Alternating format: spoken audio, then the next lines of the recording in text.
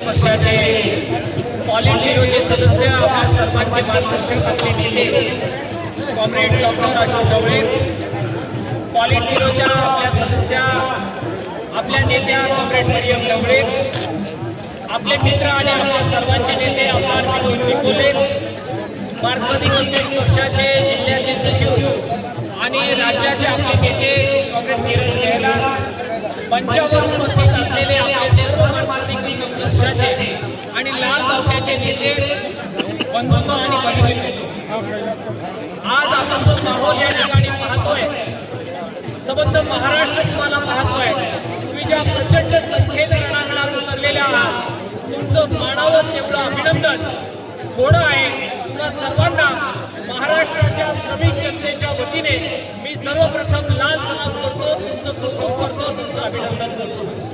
Doctor Ashok Dhawale, comrade Mariam Dhawale आणि आमदार विनोद निकोलेंच्या नेतृत्वाखाली जो प्रचंड लॉंग मार्च तुम्ही सर्वजण सुरू करता आहात, त्यामध्ये वनजमिनीची मागणी आहे, जी आपली पारंपरिक मागणी आहे, त्याचबरोबर वाढवण बंदर जे येत आहे, त्यातले गावाच्या गावं उद्ध्वस्त होत आहेत, त्याबाबतच्या आपल्या मागण्या आहेत. स्मार्ट मीटर जे आपल्याला मिळतंय त्याच्या विरोधामध्ये आपण रणांगणात उतरलेलो आहोत आणि त्याचबरोबर वनाधिकार कायद्याच्या अंमलबजावणीच्या जोडीला मनरेगा म्हणजे रोजगार हमीच्या कायद्याची सुद्धा रास्त अंमलबजावणी झाली पाहिजे.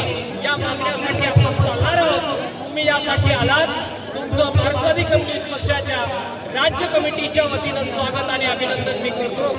कॉम्रेड गोदावरी पुरळेकर, शामराव पुरळेकर, कॉम्रेड लहानू खोप या सगळ्यांची आज आवर्जून आठवण होते. त्यांचा वारसा आपल्याला पुढे न्यायचा आहे. Comrade LP. धनगर आणि कॉम्रेड कृष्णा खोपकर त्यांचा सगळा संबंध वैचारिक वारसा आपण पुढे नेतो. आपल्या सगळ्यांना प्रचंड अशा प्रकारचा क्रांतिकारक सलाम मी करतो. धन्यवाद. मार्क्सवादी कम्युनिस्ट पक्षाच्या वतीनं आपलं अभिनंदन.